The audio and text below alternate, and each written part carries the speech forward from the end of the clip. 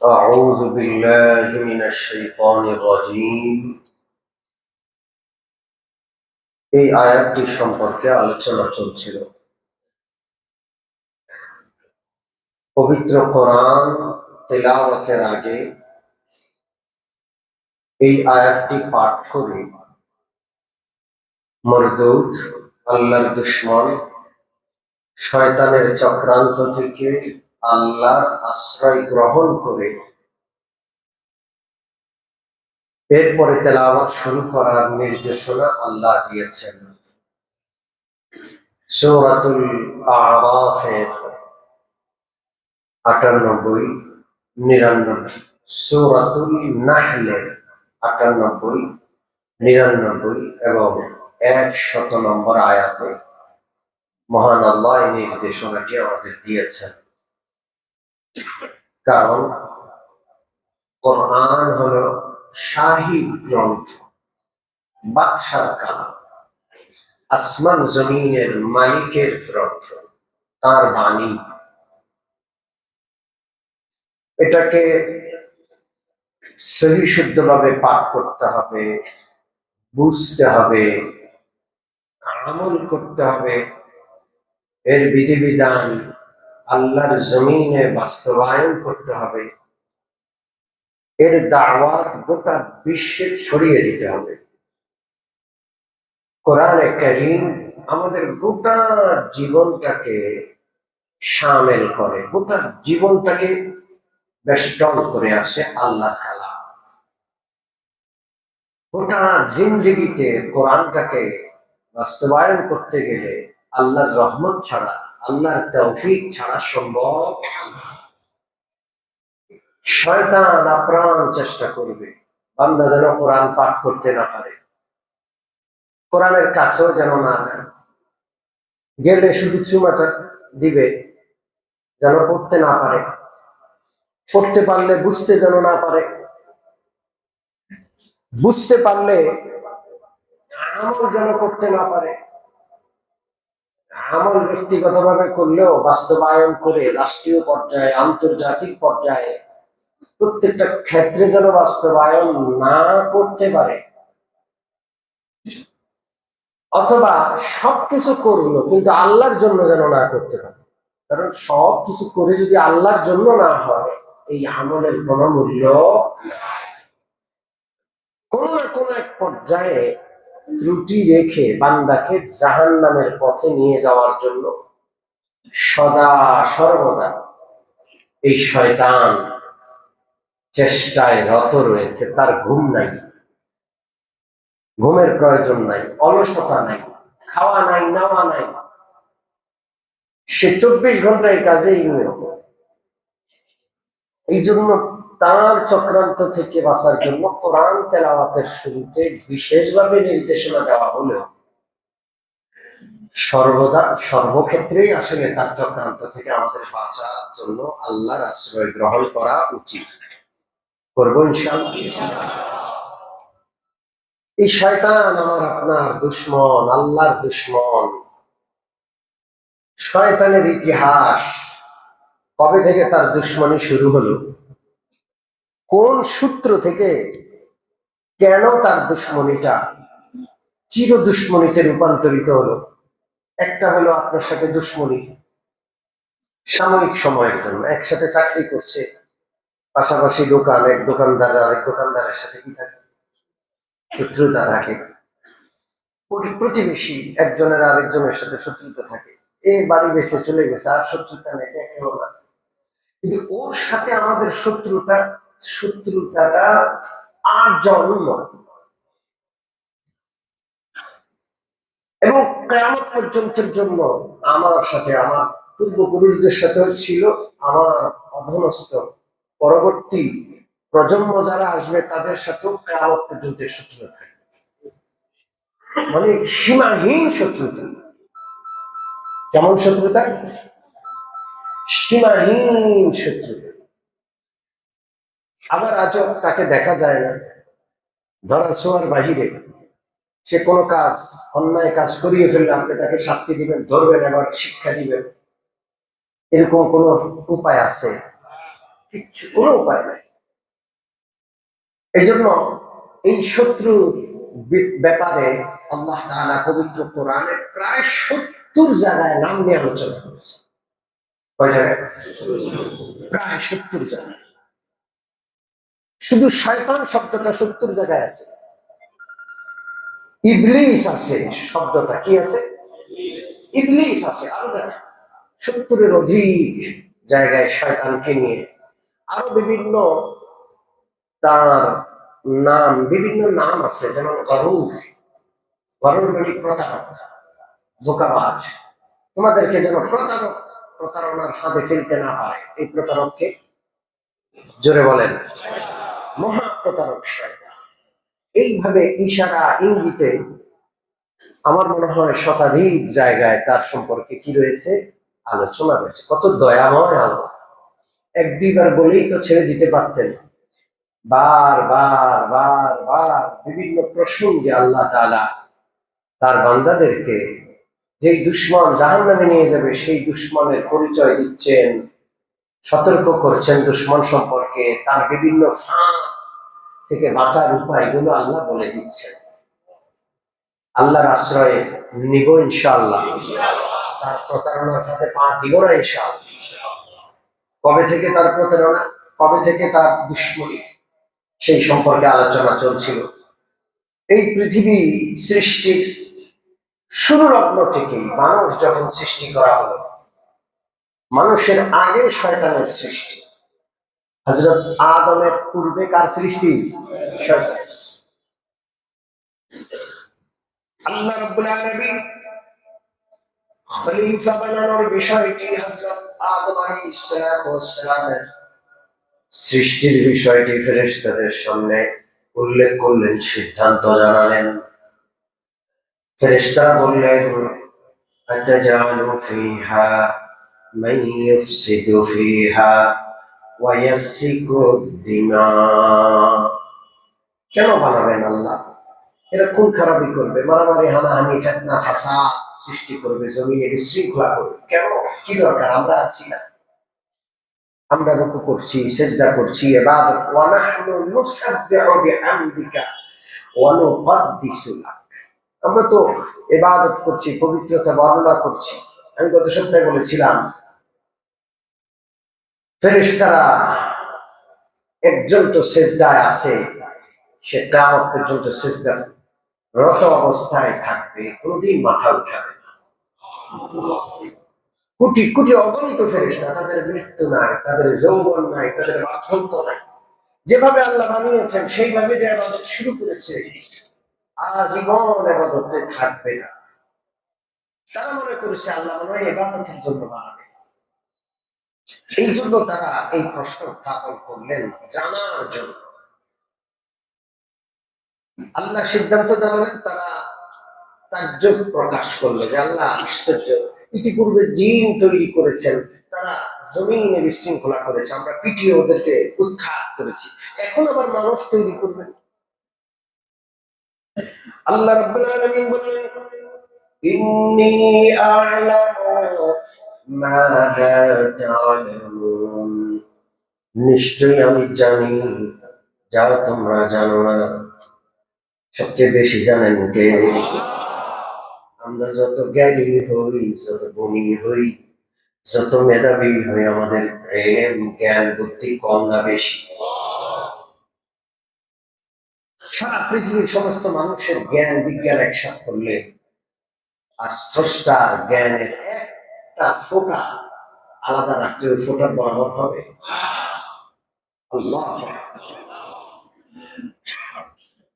ইন্নী আ'লামু মা লা তা'লামুন। ফেরেশতারা তোমরা জানো না, আমি জানি। আল্লাহ রাব্বুল আলামিন বুঝাইতে চাইলেন, আমি আমার জমিনে যে খলিফা বানাতে চাই, সেই খেলাফতের যোগ্যতা তোমাদের নাই। খেলাফতের দায়িত্ব পালন করার মতো তোমাদের সেই যোগ্যতা নাই। ওই যোগ্যতা আছে হযরত আদমের, এবং আদম প্রজন্ম যারা হবে, আদম সন্তান যারা হবে, তাদের সেই যোগ্যতা আছে। তোমাদের সেই যোগ্যতা নাই, নাকি তোমাদের বানাইতে? এখন আল্লাহ তাআলা মানুষ বা আদম যোগ্য, ফেরেশতারা এই ব্যাপারে যোগ্যতা রাখে না, এটা আল্লাহ তাআলা বাস্তবে প্রমাণ করতে চাইলেন। কি করতে চাইলেন? বাস্তবে প্রমাণ করতে চাইলেন। শিক্ষক জানেন এই ছেলেটা ভালো, এ ফার্স্ট হবে, এই ছেলেটা ফেল করবে, শিক্ষক জানে, শিক্ষকের কাছে ফলাফল স্পষ্ট। তারপরও একটা পরীক্ষার ব্যবস্থা করে, বাস্তবে এটার ব্যবস্থা করে যে দেখো তুমি কেন ফার্স্ট হয়েছে, এই যে তোমার খাতা দেখো, তুমি কম কম নম্বর পেয়েছো, দেখো এই যে দেখো কারণ আছে। পরীক্ষার ব্যবস্থা কে করলেন? আল্লাহ। আল্লাহ রাব্বুল আলামিন ফেরেশতাদের সমাবেশ করলেন। কোটি কোটি আল্লাহর ফেরেশতা সকলে একই সমাবেশে একত্র হলো। হযরত আদম আলাইহিস সালাম সেখানে উপস্থিত একজন মাত্র। কয়জন? একজন। আল্লাহর খলিফার প্রথম ব্যক্তি হযরত আদম সেখানে উপস্থিত। ফেরেশতাদের উপস্থিতিতে আল্লাহ রাব্বুল আলামিন খলিফা হতে হলে দুনিয়াতে কি কি করা লাগে সেগুলো হযরত আদমকে ফেরেশতাদের সামনে তালিম দিলেন, শিখালেন, বুঝালেন। কে? আল্লাহ। হযরত আদম সবগুলো শিখে নিলেন, বুঝে নিলেন, ফেরেশতাদের পাল্লায় পড়লো না। আল্লাহ। কেন পড়লো না? ফেরেশতারা বুঝলেন না। কেন বুঝলেন না? না বুঝার কি আছে, বিষয়টা পরে বুঝাবো। প্রথমে বুঝাই যে শিখানো এটা পৃথিবীর সর্বপ্রথম মানব দিয়ে শুরু হয়েছে। শিক্ষককে আল্লাহ রাব্বুল আলামিন যা শিখিয়েছেন হযরত আদম সহ নবীদেরকে, সেই হুবহু শিক্ষা ওয়াহী শিক্ষাটা, যে প্রতিষ্ঠান, যে শিক্ষার ধারাবাহিকতা আল্লাহ হযরত আদমকে দিয়ে জান্নাতে শুরু করেছেন, সেই একই শিক্ষা শুধুমাত্র মাদ্রাসায় আছে। ঠিক না? আর কোথাও নাই। একই শিক্ষা। কোরআন মাদ্রাসায় পড়ানো হয়। কোরআন কার কার কালাম? জোরে বলেন। একটু বেশ কম নেই। এই জন্য মাদ্রাসার বিপক্ষে যদি কেউ যায়, মাদ্রাসা দেখতে পারে না, তাহলে গেলেন দেখতে পারে না, আলেম পছন্দ করে না, ওর ইমানের টান পড়ে যাবে। সামান্য অপছন্দ করলেও সমস্যা, আর বেশি অপছন্দ করলে তো বেঈমান হয়ে যাওয়ার আশঙ্কা আছে।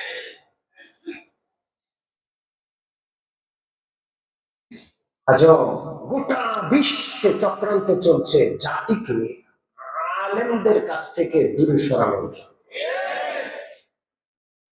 গোটা বিশ্বই চেষ্টায় রত।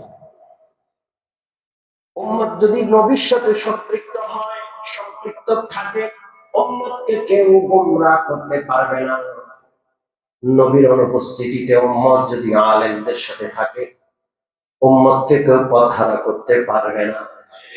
বিভিন্ন অজুহাতে আলেমদের কাছ থেকে উম্মতকে দূরে সরানোর আজব চেষ্টা চলছে। ঠিক কিনা? ইসলামের মোড়কে, নাস্তিকতার মোড়কে, সভ্যতার মোড়কে, সুশীলতার মোড়কে, প্রগতিবাদের মোড়কে, কত রঙে কত রকমে যে আলেমদের থেকে সাধারণ জনগণকে দূরে সরানোর চেষ্টা চলছে, আলেমদের বদনামি, আলেমদের বিরুদ্ধে আরো কত কিছু বলে শেষ করা যাবে না। এর একটা বিষয় আজকেই গেছে। আজকে বিশাল সমাবেশ হয়েছে কাকরাই মসজিদকে কেন্দ্র করে আলেমদের বিপক্ষে। ঠিক কিনা? কি আজব! দিনের শুরুতে, দিনের লেবাসে আমার ভাইরা বুঝে না, হয়তো হুমকি দিয়ে গেছে। মনে রাখতে হবে, হুমকি দিয়ে লাভ নেই।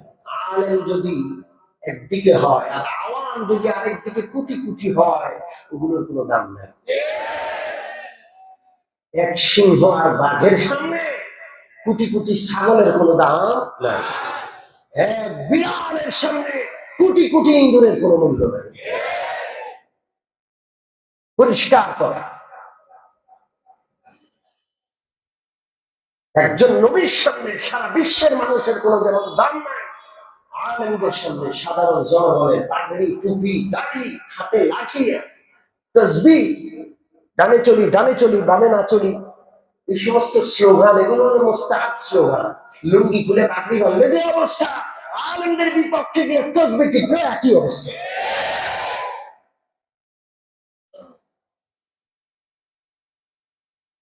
ও তো জানেই না কোনটা হক, কোনটা বাতিল, কোনটা সত্য, কোনটা মিথ্যা, সে তো চলছে দৌড়ছে। তারা ওই গরু জবাই করে, ছাগল জবাই করে 10 টাকা দিছে, খাওয়াইয়া দিছে, ব্যাস। মসজিদে মসজিদে খাওয়া চলছে। এখন কি চলছে? খাওয়ানোর প্রতিযোগিতা। মনে রাখবেন, আলেমদের বিপক্ষে যাবেন না, জনসংখ্যা কম হোক আর বেশি,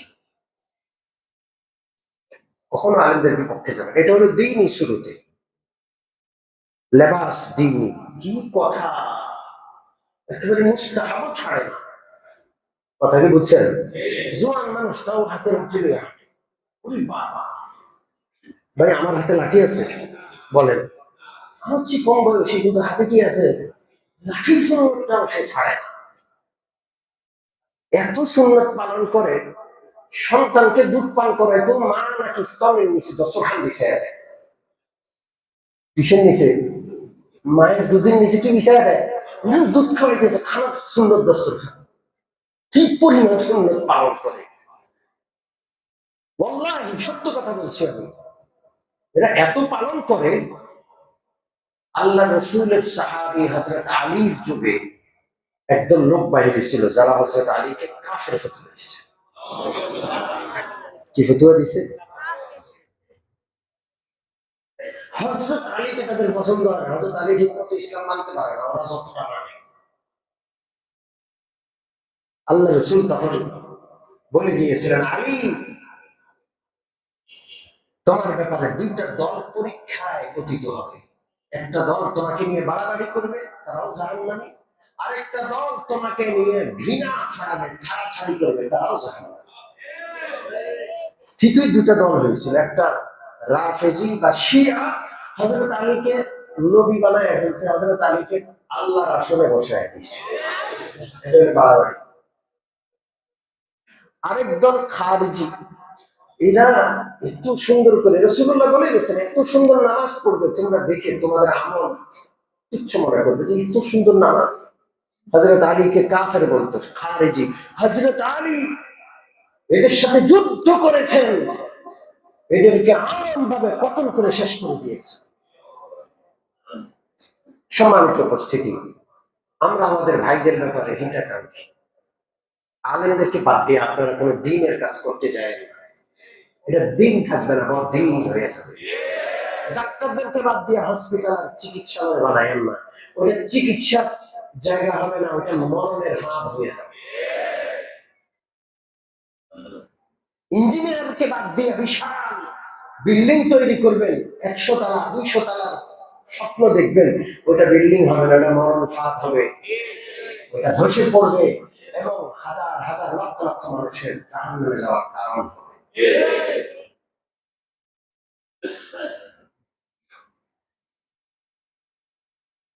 বিভিন্ন ভাবে আলেমদের থেকে মানুষকে দূরে সরানোর চেষ্টা চলছে।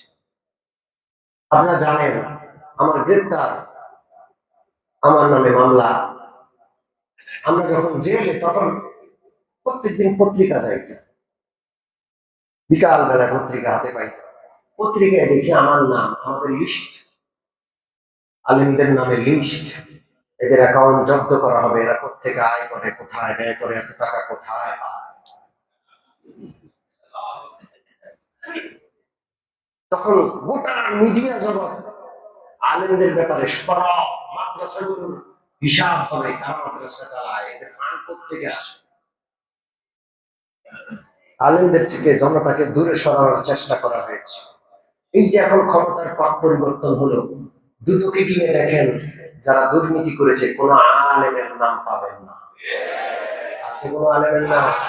দেশ ছেড়ে বিদেশে বাড়ি করছে, একজন আলেম দেখাইতে পারবেন? যারা আমাদের নামের তালিকা করে সে দুর্নীতি দমন কমিশনে আমাদের অ্যাকাউন্ট নম্বর দিয়েছে, আমাদের অ্যাকাউন্ট ফ্রিজ করার কথা ঘোষণা করেছে। ওরা আজকে পলাতক, ওদের অ্যাকাউন্ট ফ্রিজ হয়েছে, ওদের নামে দুর্নীতির বিশাল বিশাল কাহিনী বের হয়েছে। এগুলো হলো আলেমদের কাছ থেকে জনগণকে দূরে সরানোর চেষ্টা। মনে থাকবে ইনশাআল্লাহ, এই ফাঁদে পা দেওয়া যাবে না। মনে রাখতে হবে নবীগণ নিষ্পাপ, নবীগণের কোন পাপ হয় না, আল্লাহ তাদেরকে হেফাজত করেন, তারা মাসুম। আলেমরা নিষ্পাপ নন, গুনাহ হয়ে যায়। কি হয়ে যায়? সগীরা গুনাহ হয়, কবিরা গুনাহ হয়ে যেতে পারে। আমার দ্বারা যে কোনো বড় গুনাহ হইতে পারে, আল্লাহ হেফাজত করুন, আমিন বলেন। আমার দ্বারা কোনো অন্যায় হয়ে গেলে গোটা আলেম সমাজকে গালি দিবেন না, ঠিক কিনা? হুজুররা ভালো না, হুজুর দেখতে পারি না, ইমান চলে যাবে। আমি আমার মসজিদে সূরা হুজুরাতে আদব সম্পর্কে আলোচনা আছে, সে আলোচনা যখন করলাম, আমি বললাম নবীর আদব যেমন করতে হয়, নবীর আদবের কথা আছে। এই সূরা হুজুরাতের ব্যাখ্যায় রয়েছে নবীজির আদব যেমন করতে হয়, আলেমদের আদব তেমনই ভাবে করতে হয়। এক সুশীল বলে যে ও আলেমদের কথা তো নাই, হুজুরে কইল মানে উনি আলেমদেরকে সম্মান করতে কিনা রাজি না। কয়টা আছে তার বাড়ি গাড়ি, কয়টা আছে, কথা বুঝেন? অথচ আলেমদের ব্যাপারে কি বলা হয়েছে? কুন আলিমান আও মুতাআল্লিমান আও মুহিব্বান ওয়ালা তাকুন খামিসা। আলেম হও অথবা শিক্ষার্থী হও অথবা তাদেরকে মহব্বতকারী হও, এর বাহিরে হইও না। হবে? এর বাহিরে আলেম হওয়ার চেষ্টা, নিজের সন্তানটাকে আলেম বানানোর চেষ্টা করো, অথবা মুতাআল্লিম ছাত্রী ছাত্র তালেব ইলম বানানোর চেষ্টা করেন। সে আলেম হওয়ার পথে সে আগামী আস্তে আস্তে করতে থাকুক, কিন্তু আলেমদের দুশ্মন হওয়া যাবে না। মনে রাখবেন ইনশাআল্লাহ। মাদ্রাসা শুরু করেছেন কে? মনে আছে না ভুলে গেছেন? মাদ্রাসা শুরু করছেন কে? আল্লাহর শিক্ষক হযরত আদম ছাত্র, ফেরেশতারাও ছাত্র। আল্লাহর শিক্ষাগুলো গ্রহণ করেছেন আদম, ফেরেশতা নিতে পারে না। কেন পারে নাই বলবো পরে, আগের আলোচনায় আসি। মাদ্রাসার বিরোধিতা করা যাবে না। মাদ্রাসা করেছেন কে? আল্লাহ। আসমানে জান্নাতে হযরত আদমকে সৃষ্টির পরে শিক্ষার ব্যবস্থা করেছেন, দরস করেছেন শিক্ষককে। প্রত্যেক নবীজি, এমন কোন নবী নাই যেই নবী তার উম্মতকে শিখান নাই। সমস্ত নবীগণ আলেম ছিলেন, ঠিক কিনা? সমস্ত নবীগণ উম্মতকে শিখিয়েছেন, তারা শিক্ষক।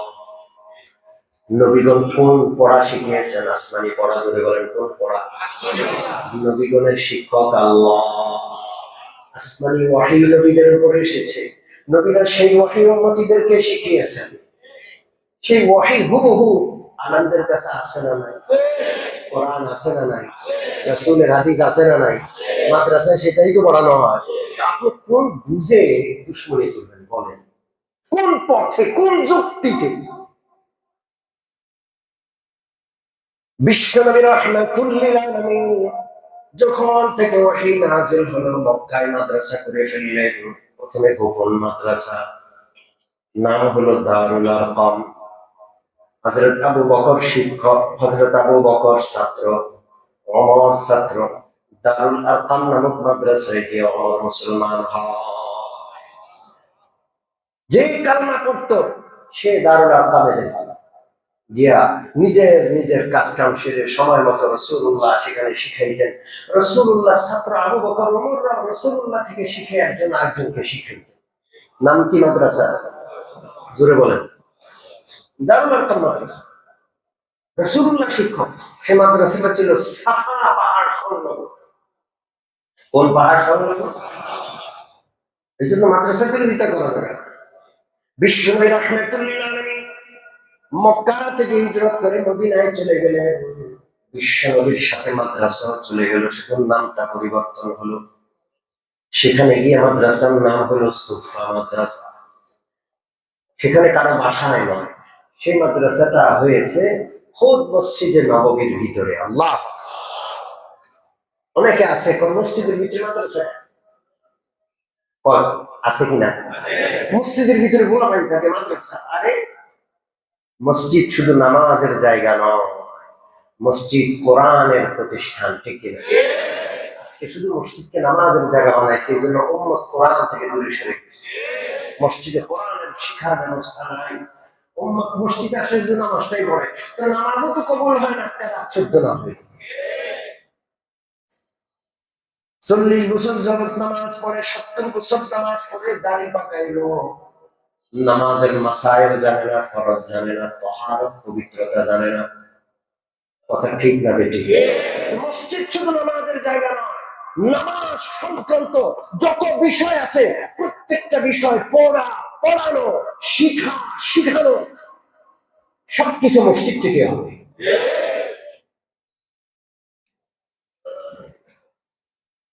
وعلم آدم الأسماء كلها। বিশ্বনবীর এমন কোন সাহাবী ছিল না যে সাহাবী মাদ্রাসার ছাত্র ছিল না। মক্কার সকল সাহাবী দারুল আরকামের ছাত্র ছিলেন। মদিনার সমস্ত সাহাবী এবং মক্কাওয়ালারা মদিনায় হিজরত করে যাওয়ার পর সবাই সুফা মাদ্রাসার ছাত্র। সুফা মাদ্রাসায় 2 প্রকারের ছাত্র ছিল, আবাসিক ও আবাসিক। কয় প্রকারের ছাত্র? কি কি বুঝেননি? আপনাদের কাছে খারাপ লাগছে? আবু হুরায়রা আবাসিক, ঘর নাই, বাড়ি নাই, এখানেই থাকে। কথা বুঝেন নাই? এখানেই থাকে, গরিব মানুষ, কিচ্ছু নেই। এই দরবারে খাবার আসলে খায়, না থাকলে না আসলে উপোস থাকে।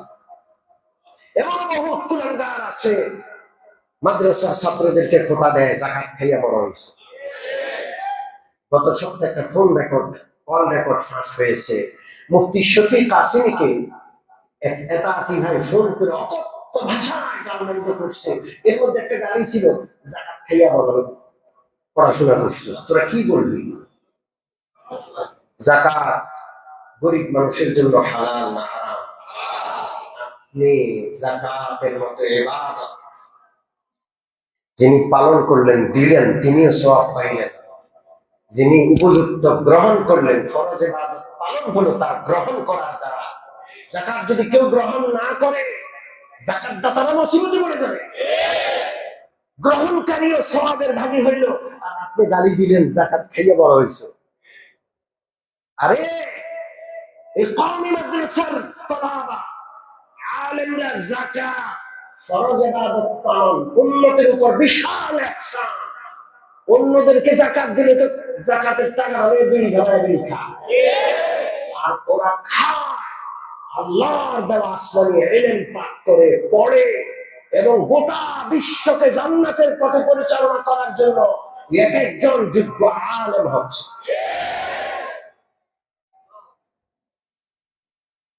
মদিনার মাদ্রাসা আবাসিক ছিল, অনাবাসিক ছিল। আবাসিক মাদ্রাসার ছাত্র হলেন আবু হুরায়রা। পেটে ভাত নাই, কোনো ব্যবস্থা নাই। মুসলমানরা যাকাত নিয়ে আসে, নবী তখন যাকাত নেন না। নবী যাকাত খান না, নবীর জন্য যাকাত খাওয়া বৈধ নয়। যাকাত নিয়ে আসলে আবু হুরায়রার মতো যারা আছে এদেরকে দিয়ে দিতেন, এরা খাইতেন। হাদিয়া নিয়ে আসলে ওদেরকেও দিতেন, নবীও খাইতেন।